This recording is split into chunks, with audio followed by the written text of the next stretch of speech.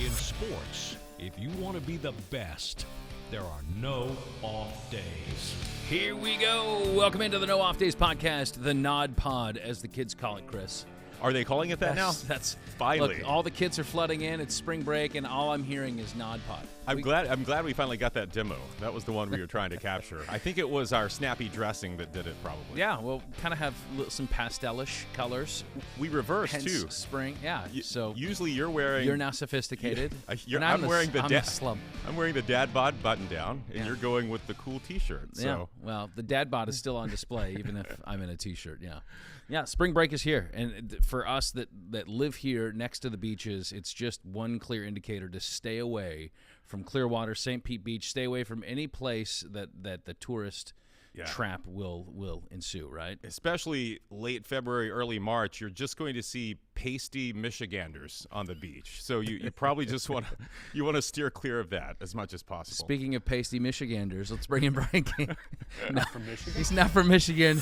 He actually has a pretty good tan. Let's give it up for Brian's tan right now on the NODPOD. Yeah, it's a pretty good tan. Yeah, and absolutely. For our audio audience, he's wearing white, which makes his tan stand out even more. I don't know if that's white. Is that white or is that light blue? It's light blue. Okay. He's staying in theme here with the light colors, the pastels. Eggshell? No. Okay. Yes, absolutely. Well, welcome on MBK. I don't want to waste too much time because I know we have a big show. We got a couple of guests coming in, right? Two guests coming in, right. We got another NFL Hall of Famer, man. We've been that's these kind of what we do here. It kind of is. Tony Gonzalez coming in to wow. join us, yes. That's a big one. That is a big one. And then, changing sports completely, how about Vernon Maxwell? Remember him, Florida great? Absolutely.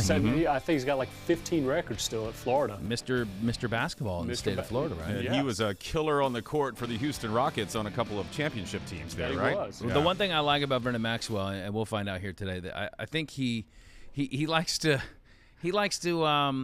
tell stories, and some of them are very colorful. Right. I've heard he's quite open about I've heard that. Brian may need to be a little quick on the bleep button today. Is that right? It's just what I've watched some of his podcast. It's colorful, like Scott said, like our shirts today. So. Okay.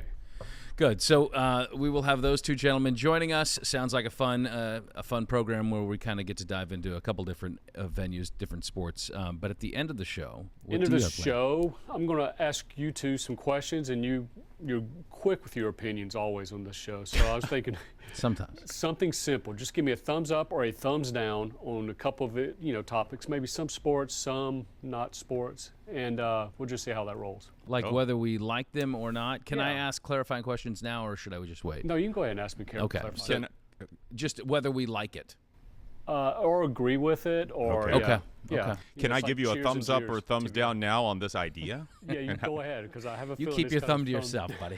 Thumbs up. I like it. All right, good. Really? Okay. All right. Very good. Okay, well, we will get to you a little bit later here, BK. So if you're listening and you want to watch, go to fox13news.com/NODPOD. If you're watching and you want to listen or subscribe, take out your smartphone, zap that QR code in the bottom right-hand corner of the screen, and it will take you to all of our shows. It'll be a fantastic voyage, to be sure. Like the great philosopher Coolio once said, slide, slide, slippity slide, with switches on the block and a 65. Come along and ride on a fantastic voyage. Like that. And subscribe on this fantastic voyage to the audio podcast. We invite you. So here we go, Chris. The calendar kind of rolls into March. By the way, I know we are not short on celebrating ourselves here on the podcast, but 6 months, man. We've been at this thing for 6 months. How about it? Yeah, it feels like 6 years. Yeah. When will we get a day off? I keep waiting for the name of the show to change to some days off. The podcast is some reward off days. in and of itself. But we're getting into March, so we're looking ahead. We got March Madness on the horizon as the regular season comes to an end. We got conference tournaments ready to roll, and then before you know it, we'll all be getting out our brackets and acting like we're experts when we really know nothing. You know, most seasons you could just go ahead and put Villanova, Duke, North Carolina, Kansas in your Final Four and be okay. But this season, not so much. Really, Kansas, the only one of those blue bloods that's kind of, holding serve. The others kind of struggling. So it's going to be interesting. One of the college basketball storylines that I feel is somewhat fallen a little bit under the radar, maybe because it's just not a very big school, but Detroit Mercy has a gentleman, Antoine Davis, that is about to, on the precipice of, could potentially break Pistol Pete Maravich's scoring record, which many had thought was like untouchable. Right. And he did it in just 3 seasons, which is worth pointing out. Pete Maravich did. Yeah. Pete Maravich. Yeah. What did I say? Yeah, no, you're right. Yeah. So, Pete's record is 3,667 points in 3 seasons at LSU. That was, of course, back in the late 60s. But now, no 3-point line, no shot clock. Yeah, it was a different. I mean, it was a different time. So, I mean, you talk about records that. How did he do most that? People didn't think he would averaged 44 a game. Like we had our time machine exercise last week. Yeah, where we did. I want to go back and see how he scored 44 a game in an era with no 3-pointer and no shot clock.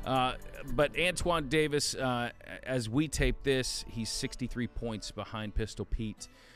So they have 2 games left? They've guaranteed 1, which is, and then he's going to have to do a little something in the tournament. Well, their tournament starts as we tape this on Tuesday. Their tournament starts tonight, so he's guaranteed 1 game. Can he score 63 in 1 game? Probably not. And what's he averaging? He's got to be. He's averaging 28 a game, which is leading the nation. Okay. His last 5 games, he's been over 30. But so even if he has 34, 33, he's still 30 away. If he averages 33, he's in, right? No, they need to win tonight. He needs 2 games. Yeah. And they're guaranteed 1. So we will see. Either way, even though he's, I think, a 5th-year senior, right? It's still a remarkable feat, given what it's been sitting around for. 70 years? Well, 1970 was when Maravich finished his career, so 50 years. Yeah. I'm not good at math. Sorry, we're in journalism. But it's, as you said, a record many thought untouchable, and there's no one close to like the now 3rd place guys, like way far back there. So, and Antoine Davis kind of came out of nowhere and has played all 5 years since day 1 of his freshman season. Here he is with a chance to do this, a record that many thought. And that's really what it requires, right? I mean, because in today's game, it's if you are a high-scoring guy, you're not going to be in college for 5 years. 1 and done. Right. You're probably playing your freshman year. Exactly. Yeah. So, I mean, if Davis is able to knock this record off, I mean, I think it's fair to say it probably won't happen again, unless some type of rule changes how many years a player has to stay in the NCAA, which that's not the trajectory, right? So, but it does bring to mind like other untouchable records, things that may never go down, and I'm curious if you have a list. Well, I've got a couple. And do you? Okay, good. Always come prepared, Scott. Well, sticking with basketball, NBA, Wilt Chamberlain's 100-point game in March 2nd. Hey, we're almost on the anniversary of that. We could be past it, depending on when you're listening to this. 1962, 100 points in a game. Maybe for our time machine exercise, I go back and watch that. We had 71 the other night. Dame Lillard. Kobe second on the list with 81, but that's still 19 short. Will anyone score 100 again? I don't see how that's possible. I mean, give me triple overtime. I still don't see. I mean, obviously, it's a ridiculous feat, but I think it. I think it could happen. Yeah, I think it could go down. I mean, just the way that teams run up and down the court and don't play a lot of defense, and there'll be other people that kind of are as imposing as a 100 a game. A LeBron. Oh my goodness! I know it seems difficult. It seems impossible, but. Maybe. I don't know. I'd say that I'd give it. I mean, my probability. I'd give it like a 15% that it would happen. Maybe a Wilt record tougher than that. That same season, he averaged 50 points a game. Yeah. Anyone going to touch that? Averaging 50 a game. Getting 100 helps the average for sure. I think a record that I can't see being topped is Cal Ripken's game streak. So that was 2,632 games. I don't even know what second place is, but I venture to say it's probably not even at 1,000. I don't think so. Yeah. I mean there's again when you have records like this, that there's not like a whole lot of incentive, right? To have a consecutive games streak. I just don't see how that could ever be topped. I think it was like 14 years or something. He didn't miss a game, maybe 16 years. Current active, if you want to see how big this gap is, the player with the longest active current streak, Matt Olson, with about 300. So 300 versus 2,362. Hey, we're rooting you on, Matt. Come on, man. Well, you went Tough into it out. Baseball, so Joe DiMaggio's 56-game hit streak. I don't think that's anyone touching that? I mean, it's possible. There's incentive to break it. Obviously, there's plenty of talent out there that could potentially do something like that. Pete Rose had 44. That's the second closest. I don't know. I'd put that lower than Wilt's. I would put that in the single-digit percentages. Well, there are all kind of bizarre Major League Baseball pitching records too that I think are untouchable, just because They were in an era when pitching was completely different. Right? Walter Johnson, career shutouts, 110. 110 career shutouts. For comparison, Nolan Ryan and Tom Seaver in the modern era had 61. 61 versus 110. Cy Young, 511. I don't think that'll be touched either. No. I mean, you got most wins in the modern era is Greg Maddux with 355. Nolan Ryan, career strikeouts, 5,714. Justin Verlander, most among active players, 3,198. He's 40 years old. If he pitched until 46 like Ryan did, he would have to average 419 strikeouts for the next 6 years to. It's not happening. Yeah, I think in hockey, Gretzky's his career points. I don't think that's going down. Where was that? He's at 2,857. Oh my goodness. In football, I don't know. I think all these records are fair game, especially since they're, extending the season and there's opportunities. But here's one that I don't think is coming down anytime soon: is Emmitt Smith's career rushing mark. Oh, so he's at 18,355.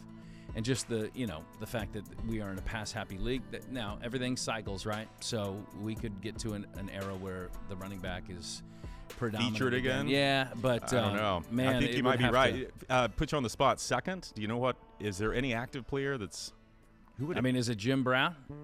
I don't know. I mean, active players though. Anyone who's got Oh. longevity in the league now that has any potential of that? I mean, I don't think. Where's Derrick Henry now? He's not. He's not up there. I mean, is Adrian Peterson? He's like 75 years old. Is he still playing? He's still running. Frank Gore. No. Actually, I think Frank Gore is second, and I want to say it's like 12,000. But I think he's done. Do you think this NFL record is untouchable? I kind of do. Receiving yards career. Jerry Rice, 22,895. I mean, it's a ton, and he played for so long. But I don't know. I mean, passing records and receiving records seem to be broken every year now. I mean, 5,000-yard passers is super common now. So we think Julio Jones had a long career, right? Very productive. He might be done after this past season, but he's the closest active player with 13,000 to 22,895. That's a lot, man. That's a big gap. Yeah. I don't know if that one's coming down. I mean, yeah, Jerry had longevity on his side, and he was, for most of those years, with the exception of probably his Raiders years, he was always the featured guy. He was the number one. So, yeah, I mean, there's a lot of records that probably won't get touched. But then again, we thought at one point Babe Ruth's record was untouchable. And, so Right. Everybody, the records are set to be broken. I know that's cliche, but with the exception of probably, Ripken? Yeah, that one's not going down. Because that's just like, Here's dude, you've lasted. That's your what do you call it? Your career, your longevity award. Yeah. I want this record to be broken.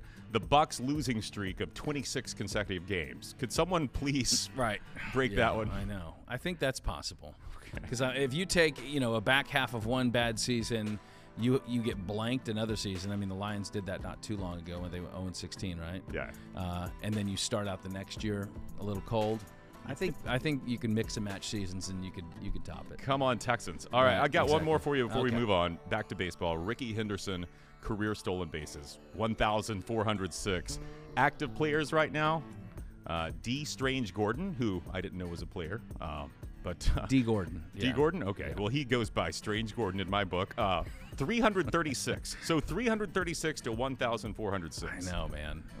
Yeah, Ricky was great. But I don't know. Maybe with some of these new baseball rules, they're trying to incentivize that a little bit. I mean, baseball has rolled out all these new baseball rules, and I think one that probably helps let me turn my computer off a little bit, that will help guys steal bags is the amount of pickoff attempts that a pitcher can do in one at bat. So you get 2 pickoff attempts.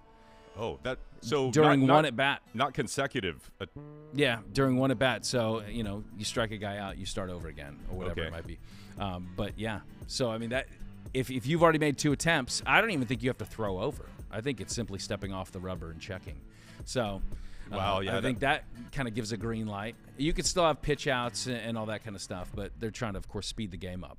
Does the bigger bases, does that play into more stolen bases too? Like, tell me, and you're our local bag expert. Tell me what our dimensions are going to now. We've got so they were 15-inch bags before, now they're 18. So, if you're expanding the bag, presumably you're going to get there quicker. But we've had this conversation back in the sports office too. I mean, throws are going to get to the bag quicker, right? I mean, you're taking just that fraction of a second. You're closer to where the ball is coming from, too. Is it more about the distance, though, or is it more about how much of the bag the second baseman can protect, right? No, I think that's key. I wish you would let me back into that sports office. I could add a lot to your conversation. Do you know the secret code? The secret password? Isn't it Boston clam chowder? I'm in. Yeah. One of the ones that we're already seeing rolled out here in spring training that is like an immediate, as soon as you see it, it's the pitch clock. Yeah. I mean, this it's fantastic. I like it just because it's like this new, fresh element that kind of raises your intensity, like inside. It does make me hurry nervous. Up and go, hurry up and pitch it. But yeah, so you have this pitch clock when you have a runner on base. It's 20 seconds. When you don't have anybody on, it's 15 seconds. Correct me if I'm wrong on that, but I think that's right. That's right. And then a batter, all these guys that want to take time out, they get out of the box, they call time out, they do their gloves. Adjust themselves a few times. All that. You got 8 seconds, man, to be ready for the pitch in the box. So this is you get assessed a strike. Oh. You get a strike if the batter's not set. If it's the batter's fault, correct. And 8 seconds counting down on the clock, you've got to be set. Correct. Okay. And if the pitcher is delayed, if they run over, then it's a ball that's assessed. Okay. And this has come up in spring training already. I think we had, and it funny. At least the examples I've seen, it hasn't hurt the pitchers yet. It's hurt. I think Manny Machado was the first victim with a strike. I think that's probably going to be the biggest adjustment, to be honest with you. Most pitchers don't really drag things out. There are a few that are a little bit slower. Kenley Jansen, yeah. But even if you're starting, I think even if you're starting your motion, it's not like you got to release it within 15 to 20 seconds. I think it's as long as you're starting your motion toward the plate, then you're good. And they have the advantage of looking at the clock. I'm not sure if the batter has a clock on the other side. They need to. They should have field or up on the scoreboard, something to give them. But dude, step in the box and let's be go ready. So I like that. I admire the fact that they're trying to speed the game up and appeal to the viewing audience and get these games in a relatively less than 3 hours. Exactly. Well, I don't like the added anxiety though. You mentioned it. Baseball is supposed to be peaceful and lower your heart rate, and now I'm watching this clock constantly. Please, get ready. I do think fireworks or something should go off. Like there should be like pots and pans that rattle around. The horn. Yeah, we need the NHL goal horn to go off. Remember that? What was that show? The comedy show with the hook, the big hook. The guy would come out and pull you. The Gong Show? Yeah. I don't know. Yeah, it was like improv. I don't know. Well, speaking of improv. Yeah. Oh, great segue. Our guy Tom Brady. He doesn't want to jump into the Fox broadcast booth yet, but according to what's the Radar Online? Yes, I don't know. We have dubious sources here, but he's getting an account. Here's what allows us to put this, out for podcast fodder. It is being shared by some actual credible media. I don't know, but yeah, Radar Online is the source for this. Which, if you look at their website, it looks kind of like in the grocery store aisle, the Weekly World News, where the Bigfoot would marry a Martian, but a little like that. But I don't want to completely discredit the fine journalist. Tom Brady's alien love child. Yeah, so they come out with this article yesterday, as we tape this, that Brady has delayed his Fox broadcasting career so that he can really carry on his true dream. No, not winning Giselle back. Doing stand-up comedy. Wow. So he's working on some material. And the way this article reads, Radar Online has some sources inside his camp that say they're encouraging him not to do this because his material is bad. Really? Yeah, I can't imagine that. No, I can't imagine that either. I think it would be, for most people, stand-up comedy is like the greatest fear, right? It's like that, public speaking. It's very difficult to do. I think you have to have nerves of steel. Now, playing quarterback in the NFL might help. But I think this is a whole different level. This is not about, physical, prowess. This This is about, being sharp and being funny, and not everybody can be funny. Well, I think the best stand-up comics are relatable, right? Like they're kind of an everyman or an everywoman, and they can talk to people about real things that people are going through, like this awful, family trip you had, or some business that your boss gave you this past week that was rough. What does Brady have that's relatable? What's he gonna do? Complain about the private jet was almost to St. Bart's when I realized my personal assistant had packed the wrong protein powder. Don't you it's hate funny that you mentioned that, because I actually, me and my comedy team, actually wrote some suggested some material bits. for Tom. Yeah. Okay. Yeah. Do you mind if I try mine? I think you need to. Okay. While I'm working on mine, you can work on yours. You let me know how this goes. All right. So please welcome to the stage, Tom Brady. So I think that people get this idea that my life is somehow different than everyone else. But everyone, I think, can relate to certain frustrations, right? I mean, take, for instance, travel. When you're sitting there on the tarmac waiting to take off and the stewardess of your private jet tells you that they're low on Perrier. Frustrating, right? Or like the captain of your yacht, he can't dock at the private island because of paparazzi. Who's with me, right? Yeah, I played in the league for a long time. I'd tell my teammates back when I started that you could actually hit the quarterback. Played a long time. A lot of presidents came and went over my time in the league, but I got to say my favorite in that span, Taft. The Payne Aldrich Tariff Act, underrated. But seriously, played a long time, so many years, in fact, that teammates actually referred to me as a dinosaur, which, I wanted to be a little bit more specific. I said brontosaurus because I'm slow and plant-based. For a guy that is known for slowness, though, I've done a pretty good job of avoiding the guy that supposedly catches all of us, and that would be Father Time. Would you look at these glutes? Hey, now. But I try to eat right. I try. It's tough. It's really tough to eat right. I'm guilty, like most, of portion control. You try eating just one flaxseed and cauliflower-crusted ahi lettuce wrap. One is never enough. Thank you very much. He's here all week. I know. Tip your waitress. I don't know. That was pretty good. All right. So while I was doing that, do you have any? Oh yeah, it's I want to stand up for mine because I feel like it is stand up. Can we get a spotlight? Okay. Let me just Here we go. this will help Tom deliver. Would you like a drink? It says Get here, loosened I'm up a gonna little bit? put it on the stool like all the stand-up comics do. They have it on the stool there. Norm Macdonald, Hey. All right, so tell you what, man, 45 is no joke. First half of your 40s, everything's fine and normal. You're still winning Super Bowls, throwing for 5,000 yards a season, married to a supermodel. 45 hits and wham! No Super Bowl, no supermodel wife. Your Gronk won't come back. Your offensive line leaves you, and your body. Don't get me started on what happens to your body at 45. Your six-pack just isn't as clearly defined as it used to be. You know what I mean? You just got to catch the right light and the perfect angle to look good in that underwear selfie. Everyone know where I'm coming from? 45, man. Can you imagine what 80 for Brady is going to look like? Oh, there we go. I like the promotional play. Yeah. Can I keep going? Yeah. Got a little more. Yeah, I think so. Again, he's an everyman. He's talking about issues that we can all identify with. Does this posture welcome your comedy? Right here. Me. For our audio. Folded arms. No, please, we need you to have another drink. Loosen up. Can we? Barkeep. Dim the lights a little. All right. So does this ever happen to you guys? A buddy comes to you with some great investment opportunity. Happened to me a few months ago. Buddy Sam comes to me. Hey, Tom, I've got this surefire winner. You're going to want to get in on the ground floor of this one. What is it, I ask? It's a crypto exchange. A what? Like a bank for cryptocurrency. A who? The made-up computer money that until recently only existed so that shady people could buy bombs and body parts on the black market. Oh, yeah, so a bank for untraceable currency that you're completely in charge of, Sam. Tell you what, I'm spread a little thin right now, but what's a year's salary? I got $40 million to put on this in real money. I want a slice of that pie. There you go. FTX, man. I haven't been a part of a scam like that since the Tuck rule. That was my closer. I like it. That's good. It's just the material base. It's tough. But I think that if you take what we have kind of written here as an outline and then his natural comedic stylings, I think, hey, no limit. I've heard he does a pretty good Boston accent. So there you go. I'm sure he could throw that in. Maybe he's an impressionist. Maybe that's where we're wrong in all this. He's just going to do voices the whole time. Or he's a Gallagher. He's just going to smash things. Yeah, there we go.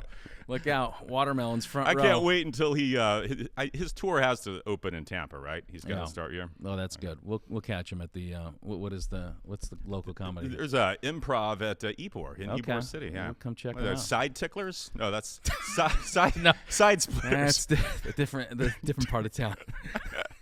Oh my goodness! All right. On that note, hey, let's get to our big guests. Okay? Yeah. What do you say? Let's do it. Well, among our guests' many accomplishments, he has hosted a show on Nat Geo called "You Can't Lick Your Elbow." Also happens to be a Pro Football Hall of Famer. We welcome to the program Tony Gonzalez. I guess that's the big question. Is it possible to lick your own elbow?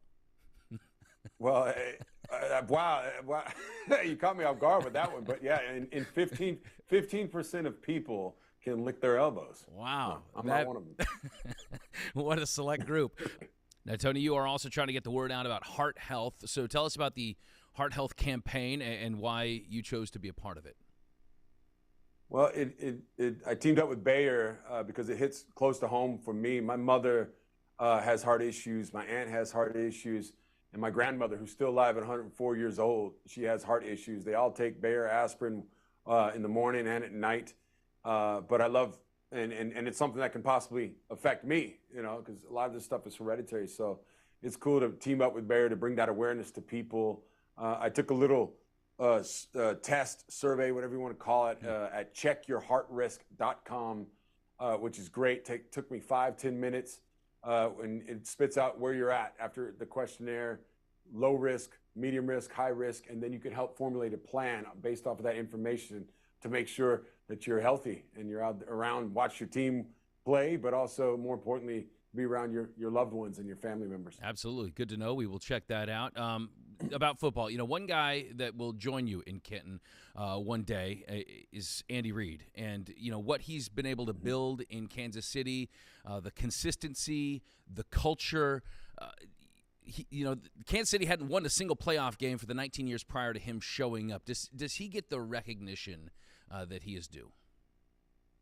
Well, maybe you could have said that before, but I think now it's the cat's out of the bag, and it should be. The guy's a phenomenal football coach, has been for a long time.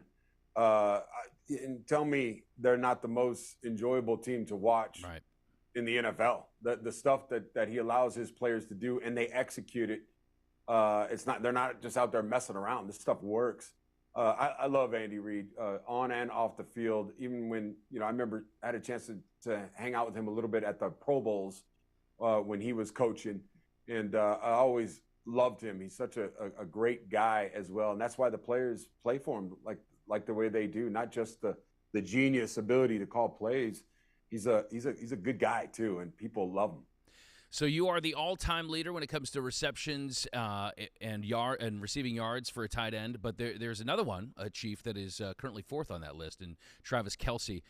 Early on in his career, you had an opportunity to talk to him and kind of get to know him. What was that conversation like, and what have you seen from him? How high is that ceiling? Well, he kind of reached out to me at the beginning, and for me, that spells I want to learn. I don't know all the answers. I love the humility in that. I feel like I did the same thing when I was younger, looking at Kellen Winslow tape and looking at Shannon Sharp's tape, and having a chance to get to know Travis over the years. He's a great guy, a phenomenal guy off the field. I love the way he plays on the field too. His emotion, he wears it on his sleeve.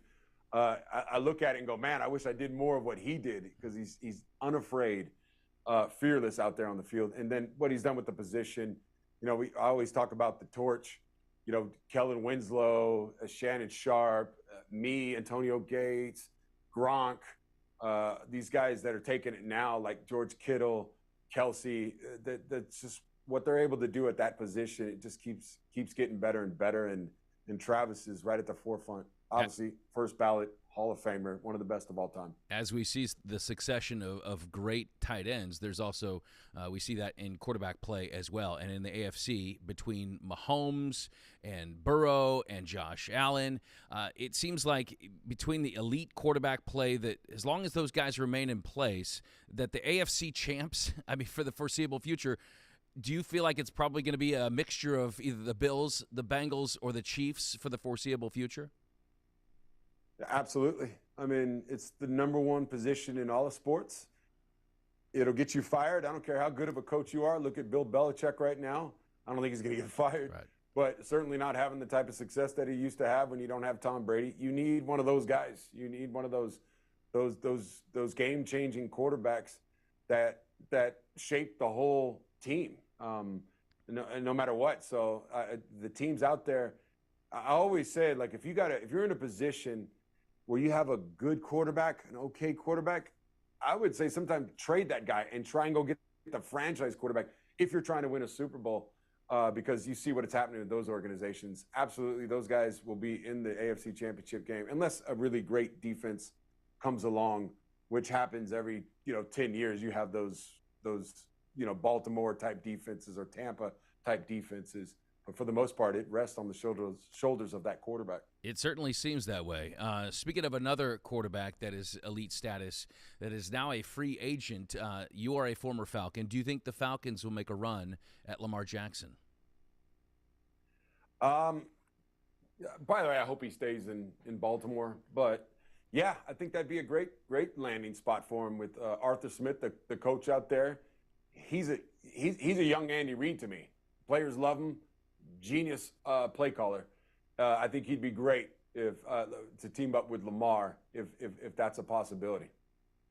NFL Commissioner Roger Goodell said something that could be music to the ears of your bosses at Amazon. He said that he wouldn't be surprised if the league started flexing Thursday night games in the future, which would save us from some of the kind of more brutal matchups that you guys were stuck with this last year. But how do you think that would be received by players? They probably wouldn't like it. I wouldn't like it.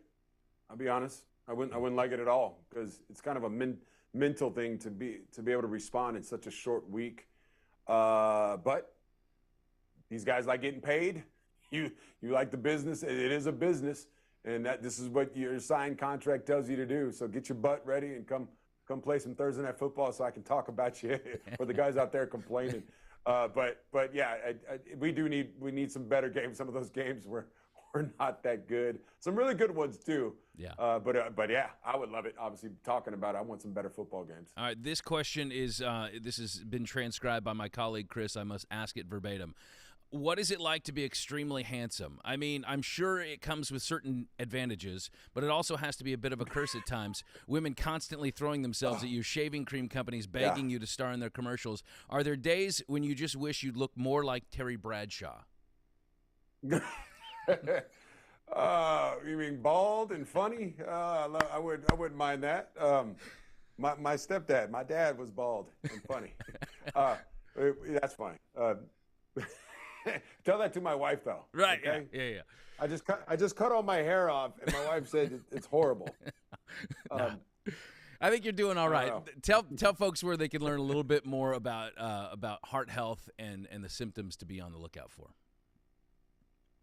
Well, I think first and foremost, I would encourage everybody out there, especially the men watching, because I know as a man too, I'm in that boat where you kind of want to push things off and you say, I'll handle it when I get there. I know in sports, you don't do that in sports. I mean, you prepare way before. And so go to checkyourhealthrisk.com, take the 5-10 minute at max survey questionnaire to see where you're at, see what your risk levels are at, and formulate a plan because, your family and your loved ones are dependent on you. Pro Football Hall of Fame class of 2019, the great Tony Gonzalez. Thank you so much for joining us on the No Off Days podcast. All right. Thanks, bud. Appreciate it. Did you ask him my question about how it is to be that handsome? I did. Oh, You didn't listen? I was out of the room preparing for my Vernon Maxwell interview. Yeah, I did. Yeah, I thought he handled that pretty well, and he didn't want to throw Terry under the bus because, maybe unlike Tom Brady, Terry he's very funny. Yeah. And so there are many other things. But yeah, no, Tony's great. Of course, one of the greatest tight ends to ever play the game of football. And so how about that two of the greatest tight ends, maybe two of the top three tight ends in NFL history have both played for the Kansas City Chiefs. Yeah, with Kelsey currently playing. We were talking about records that may be untouchable earlier. Tony is at the top of a lot of those tight end records, and Kelsey has a chance to surpass him in receiving yards. You know what Tony used to play? He played not basketball. only football. He played basketball. He can do it all. Was it Cal? For Cal. Yeah, absolutely. I don't think they're on the bubble this year. Tough season for the Bears. For as much as he knows about football and probably basketball too, how about we lean on somebody else's insights for a greater depth of basketball knowledge? Yeah, we got a baller who did it at the college level and the NBA level quite well. All right, our next guest. He played 13 years in the NBA, 8 different teams, big part of back-to-back Rockets titles, 94-95, and the host of the Maxed Out podcast by Bovada, Vernon Maxwell. Welcome to the program. Fan of your show, by the way. You guys got great guests on. You're telling old stories, sharing laughs. You are far less confrontational in this podcast than I remember Mad Max out on the court. Oh, well, I'm on the other side now. Right. I'm the interviewer. I'm not I'm the one giving the interviews now. So I got to kind of let the other guys kind of like have the show, because I'm, they're my guests and I'm inviting them on. So I can't really get in their way, but I try to like give a little bit of my perspective into what they're saying, but I can't really do it.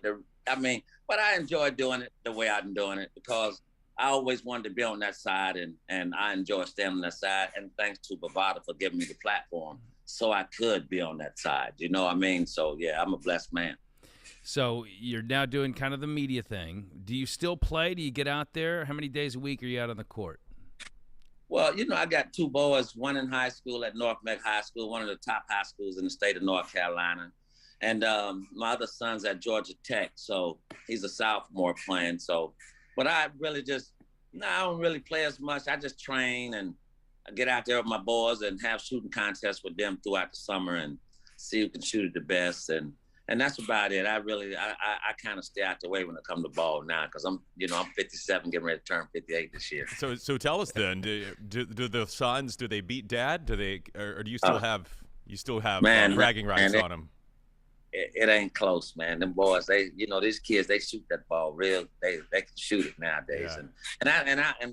To my defense though, I don't be in the gym as much as dads do either now, because they're in the gym pretty much all day, 365 days out the year. So, but I'm just in there when they get in town and when they come around, when I go and train my youngin', that's when I go and shoot, but I'm really not in there as much, folks. So to my defense, that's why I think they're beating me right now. Your Rockets these days, probably a little hard to watch, but do you have a team that you like right now, a team that's exciting for you, that you think might have a chance this year? Well, I'm not really, man. I just love watching it, and I think the game has changed a lot. But as far as a favorite team, I enjoy watching the Rockets, the young guys play. From year. Yeah, your Rockets might be getting in that Victor Wembanyama lottery. Is that what's happening there? What do you think? Hey, it looks like they're gonna be in the run, man. They're gonna have a lot of damn balls in there. So What do you think about this kid, this 19-year-old? This looks like the first, since LeBron came into the league 20 years ago, the first surefire #1 draft pick in June. This French All-Pro, 7'3", 19-year-old. Is he going to be, a certified NBA star from what you've seen? Hey, you never know. They talk like he's gonna be like when LeBron came in the league. He's so highly touted like LeBron. So, they love him. I don't know. The way he plays, it's the way the NBA plays right now. I think, and he's got the height. What, he's 7'4", 7'5". He handled and shoot the way he do. Skill set's there. So I think he'll do well. I think he'll do wonderful in the league. I hope the Rockets can get a guy like that because I tell you what, the fan base and the ticket sales are gonna go out the roof because he's a showboat. He's a box filler. Yeah. Vernon, you mentioned how the game is different nowadays. Is it different better, different worse? Well, I think it's different as far as the aspects. For me, I think it's nothing the way we played. But the way the NBA wants the game to be played today, if they like it, I love it.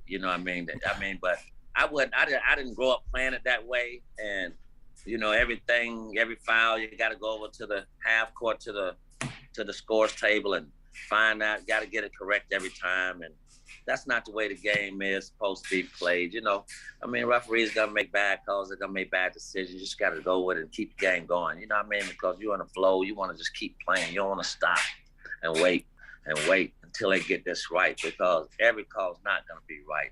And then everybody, they want more, you know, like back when I played, it was true centers, you know, and I ain't knocking the game. I love it. I mean, I love watching it. I mean, it's more exciting. I mean, I think because, you know, scoring and the way they playing it, I mean, it's cool. I mean, I don't have a problem with the way they're playing, but it's just totally different than what we did. We had centers that ran from paint to paint. Mm-hmm. Now they got centers that run from 3-point line to paint. You know, in the defense, you run down, and I mean, it's just totally different. I mean, it's everybody's clogging up the 3-point line for the. I mean, so it's totally different. But I mean, it's exciting. I mean, if that's what I mean. Like I said, if they like it, I love it. A little more physical back in the day, a little more chippy back in the day. You were, of course, you were one of those guys that ran hot. Who got under your skin the most? Was it Jordan? Well, Starks? it didn't matter. I think everybody. It wasn't really nobody. I mean, it's just probably that day.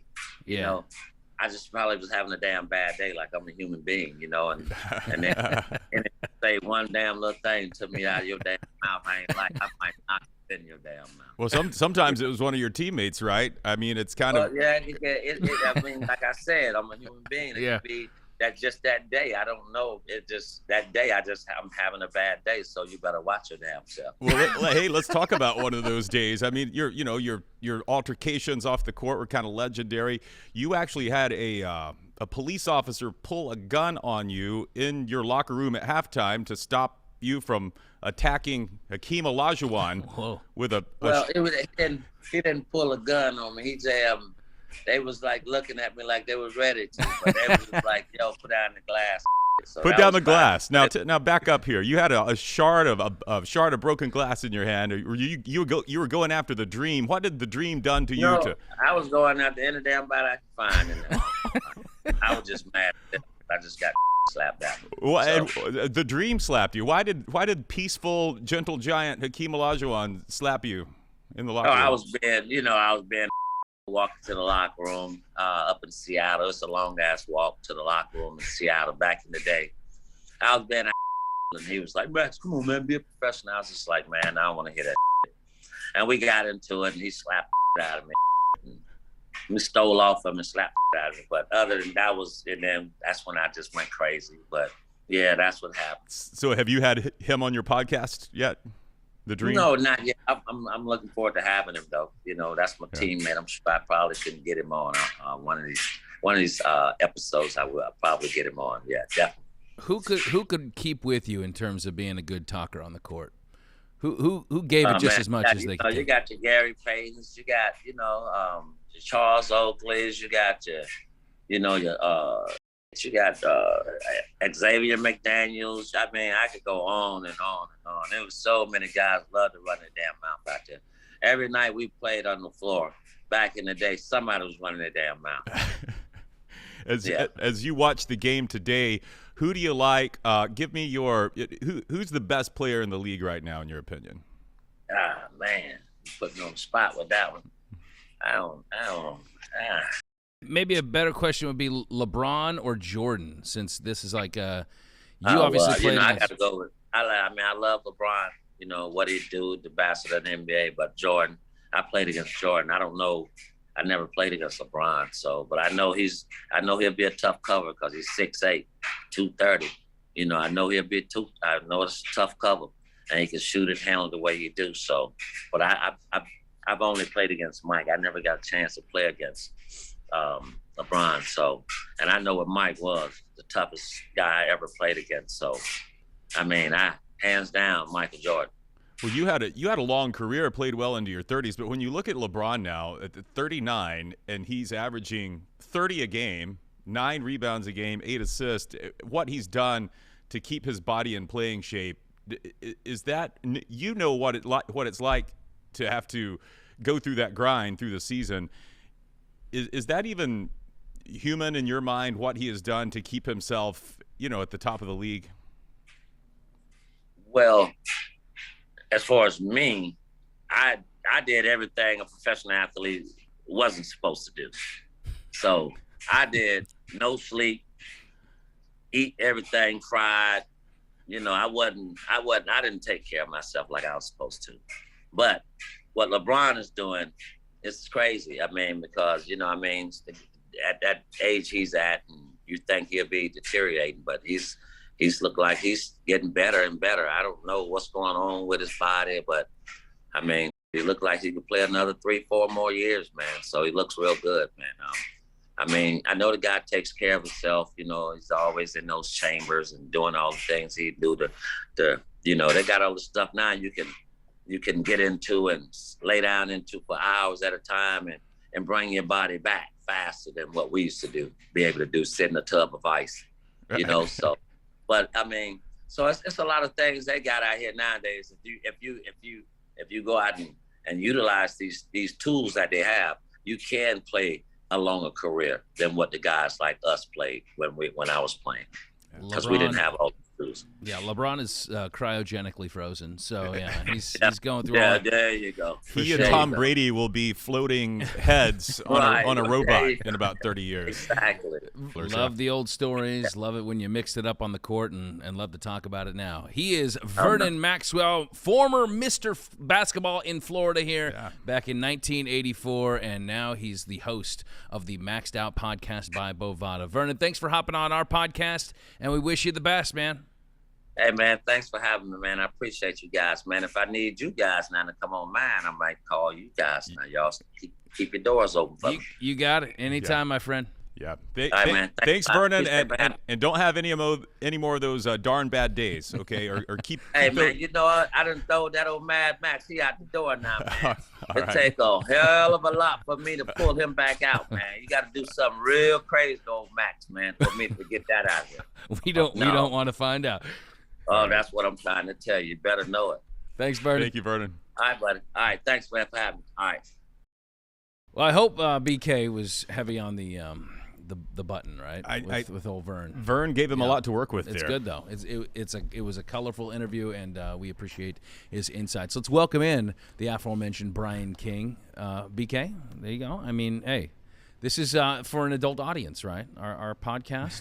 Boy, he was not holding back, was he? No, and I think he was doing laundry, too, during the interview. Did you hear the dryer going? Yeah. Well, hey, nothing better than the smell of laundry. Yeah. You know? Got to get that fabric softener. Kind of gets you in the mood for podcasting, I think. All right, so off the top of the show, you teased up. We're doing thumbs up, thumbs down. You're going to throw some stuff out there. We're going to tell you whether we like or agree with it. For our audio audience, let's not tell them whether we're holding our thumbs up or down. Let's just make them guess. Nice. You got to watch. Okay, first one, Taj Bradley, Rays prospect pitcher, pitching a spring training game this year. First outing in a spring training, gets a foul out by Justin Turner. Now, he's never pitched in the majors. This is just a spring training game. He goes after the game and gets the foul out that Josh Turner did. The ball? Gets the ball autographed. Mm-hmm. Thumbs up, thumbs down. Is that a good move or not? I'm going down. I'm up. I'm this guy. Big thumb up right there. Look at that. Look at the size of that thumb. So he had Justin Turner sign the foul ball. It was a foul out. It was an out. He jammed him, popped him up. A Rays player caught it. It was an out. I mean, is he because he's a fan? It's because it's his first major league appearance. He's 21. No, he's 20. No, 21. He's facing Justin Turner, who's, he looks up to. Yeah, I don't know. I mean, it's not like baseball should be fun. This is what spring training's about: getting autographs from your heroes. It is fun, but I don't know. I think that there's a little bit of a kind of act like you've been there before. I don't know. He hadn't been there before. I know. That's why I say you act. that's who that's directed towards. Such a curmudgeon. I don't know. Yeah, I don't know. It doesn't. It's spring training. That's the thing. It kind of. Okay. But he's that's my noise. I'm just gonna give a noise instead of a instead of a thumbs up. Thumbs down. Okay. How about this one? XFL. Week 3 are we in? Getting into week 3, We're yeah. getting into week I'm starting 3. to dial in, by the way, on these spreads, these XFL spreads. So if you guys need any advice. All right. So this is where I can already tell Chris's answer to this. The ratings have been kind of all right, so to speak, but nowhere near what they were when their inaugural season. The fact that this started right after the Super Bowl, do you think, thumbs up, thumbs down, that we should have had a break in between this football seasons? Just a little bit? Because, I mean, it's one after another. I'm thumbs down again. Thumbs down on a break. I mean, Wow. That's what you're asking, right? Should there have been a Yes. break? No, thumbs down. in the sense that, like, if you want to have like some type of marketing relaunch, hey, at least have the audience be hungry for a little bit more football rather than launching into kind of a second-tier football league. I get it, but I don't know. I mean, you're asking me to say, like, let's go weeks without football. So Yeah, we're never going to agree with that. Yeah, I'm never going to be on board with that. So, and plus, I think it's down. unfair to compare it to the XFL's, what do you say, their initial ratings of their first season ever, because wasn't that like 15, 20 years ago? When No. 2020. Oh, Yeah, you mean the back 20? before Oh, COVID. that was the pandemic. We were all trapped. We had to watch XFL. Yeah. We had no canceled the choice. season Well, I'm like still 6 thumbs weeks down. I want continuous football, even I if don't guys. yeah. I will say, though, their numbers are like quadruple what Live Golf got this past weekend. So Well, yeah. Well, there's that. Who can? I didn't know the CW network was still a thing until know. they signed Live Golf. I'm like, that's the channel we No. used to watch Everybody Hates Chris on or whatever. Family Matters reruns. No. All right. Okay, Major League Baseball asked some of the Major League players to make a bold prediction for the upcoming season. Okay. Okay. Joey Votto came up with a great one, and he says his bold prediction is extraterrestrials arrive on Earth on April 15th. The 12-2 Reds and the rest of the planet learn from, communicate with, and befriend our alien friends. The process takes 5 months. Play resumes in October. The Reds sweep the playoffs and are World Series champs. Side note, the aliens ask if I would like to accompany them on their ship back to their planet. I oblige and never to be seen again. Thumbs up, thumbs down to that bold prediction. I like it. A thumbs up for creativity. Yeah, and look, it's a bold prediction, right? So if Joey's right, then man, Right. kudos. Super bold. Yeah. What was their record? Did you say when the aliens come visit? 12-2. Oh, okay, that's think probably they the did. They bold. That's start- probably the boldest part of that. The Well, Reds they- being 12-2. Didn't they start like 3-17 or something Yeah. last year or something insane? Appreciate your creativity, Thanks, BK. Appreciate our guests as well. Big thanks to Tony Gonzalez and Vernon Maxwell, our crew here at the NODPOD Studios. Chris, BK. To watch full-length episodes of this here podcast, head to fox13news.com/NODPOD or QR code. There it is. Zap it while you can. And you can, of course, subscribe on iTunes, Google Play, Spotify, and Stitcher. Get us every week in audio form. And remember, when you're living in the city, it's do or die, Chris. So come along and ride on this fantastic voyage. I'm glad you didn't go Gangsta's Paradise on me there. Living in a gangster's paradise. I don't want to walk through the valley of the shadow of death right now. Not quite here. Yeah. All right, very good. Until the next time we're on, there are no off days. Come along and ride on a Just roll along. That's what we do. Roll along.